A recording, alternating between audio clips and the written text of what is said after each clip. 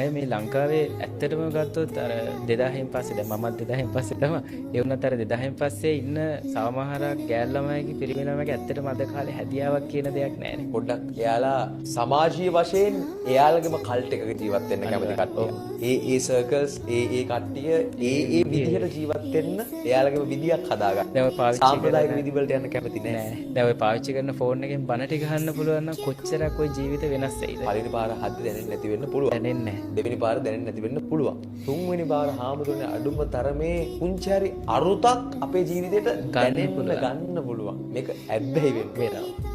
එතකොට ජීවිත කොච්චර වේද වෙන්නත් හිතෙන්නේ නෑ. ධර්මයට ඇබ්බැහි වෙන මිනිස්සයා බෙදෙන්න හිතන්නේ කිසිම වෙලාවක. දැන් අද ඉන්න දරුවන්ට දෙමව්පියෝ ගැන ගණන් නැහැ. අද දරුවන්ට අම්මගේ දුක තේරෙන්නේ නැහැ. අප්පච්චි විඳින දුක තේරෙන්නේ නැහැ. මේ ළඟකදී මට තාත්තා කෙනෙක් මගේ ළඟට ඇවිල්ලා කියන අපේ ස්වාමීන් වහන්සේ මම මගේ දුවට උගන්වුවේ කුලී වැඩ කරන්න.